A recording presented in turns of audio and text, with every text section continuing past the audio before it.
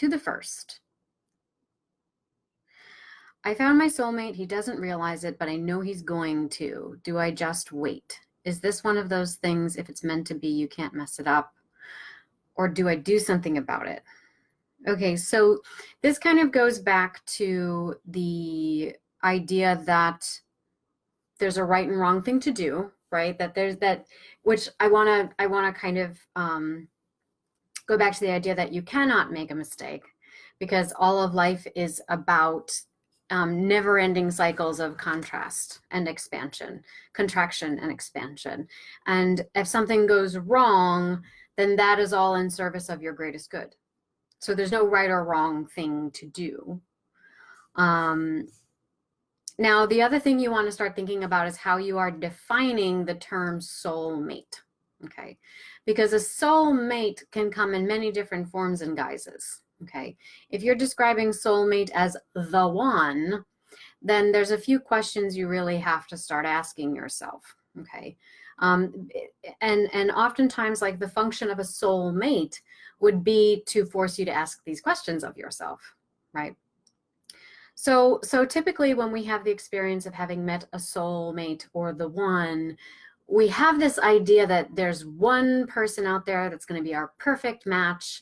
And when we're with them, the stars will align and everything is going to be hunky-dory for the rest of my life, right?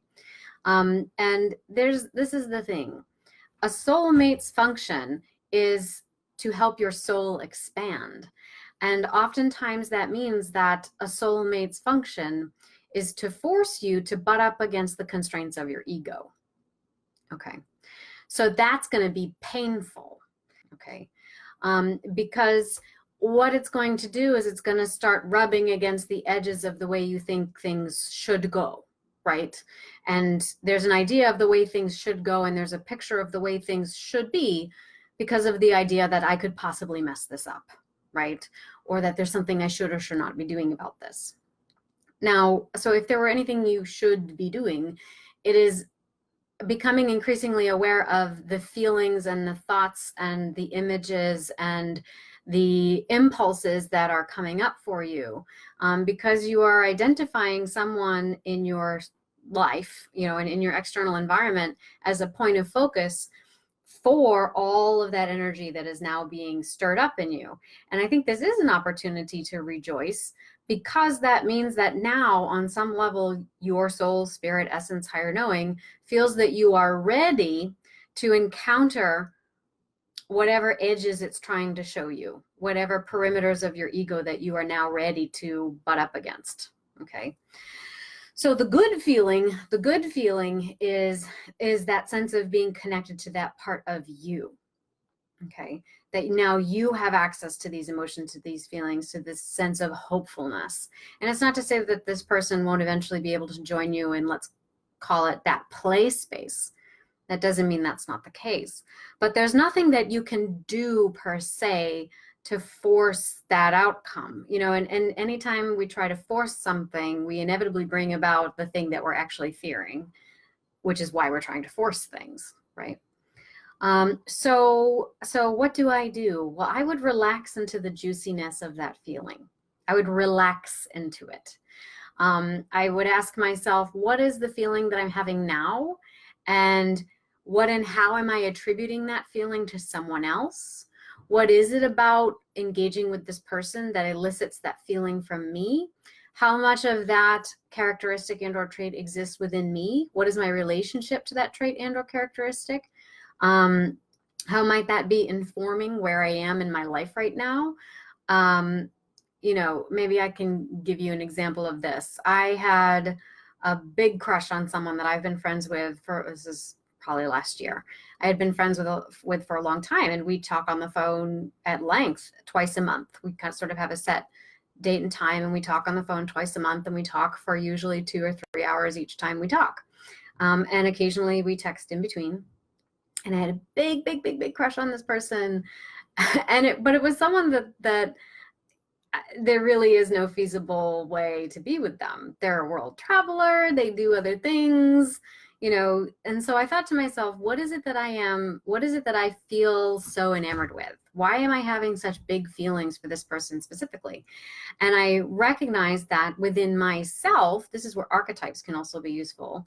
I recognized that within myself, there was the energy that he exuded and the way that he lived his life. There was a part of me that was envious of that. There was a part of me that wished that I could have what I think of as young male energy, like young male journeying energy, where I get to go wherever I want. I get to do whatever I want. I get to explore whatever I want. People don't question me because I'm a man.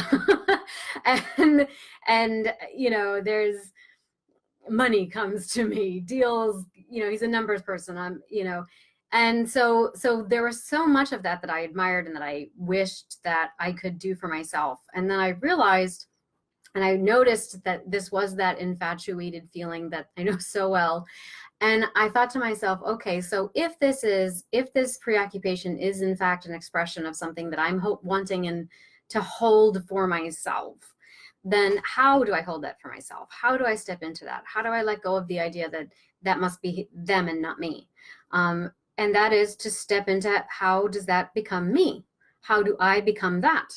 And then once I've done that, will those feelings remain? What are the feelings that remain for that point of focus?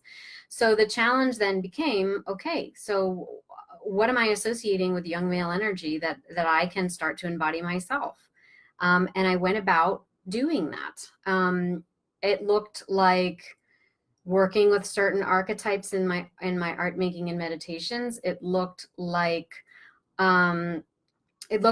taking action on things, trying to bring in novel experiences into my life, given the constraints of being a single mom living, you know, in Manhattan and having to be in one place, not being able to travel around. But why do I want to travel? Well, I want to travel because I want novel experiences. I envy his freedom to go places because when you go places, you get to meet new people, you get to try new foods, you get to listen to music, you get to be exposed to culture. And then I realized, well, I live in New York City. This is like one of the cultural capitals of the world. I could go to Queens and basically visit, you know, Turkey. I could go to the downtown and basically it's like I'm in Hong Kong. I could go to, you know, like I happen to have access to those things. So I made a, you know, bucket list of all the things I envied about that I wanted to do.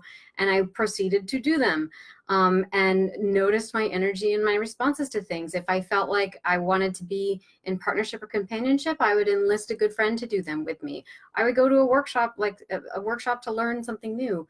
And as I started to engage more with those things that I found exciting and novel, the feelings quelled. And not in a sense that like I no longer cared about this person or I no longer found them attractive. I did, and I still do. But the urgency around it, the fantasies that were coming up, the sort of pink fluffy electric energy that was around it started to shift a little bit, and I started to feel much more filled up, if that makes any sense. And so that and then I realized, so then the feelings and the perceptions and the way that I was reading all my interactions with this person took on a much more well-rounded quality to them, right? And the way that I approached that in my inner space took on a quality and a shift. And also my sense of gratitude toward this person became very clear and defined. So there's an edge of eroticism alongside of this level of gratitude, alongside this level of unfulfilled desires and needs, and how much of that, how am I dancing and or playing with each of these edges, right? Each of these compulsions within me. So if you are lusting after someone and that lustful feeling, you find yourself attributing a divine aspect to it, then I would recognize that the divine imbues you with the ultimate authority over your life. So if that is the case, then what is being reflected back to you as a result of that pink, sparkly, electric feeling?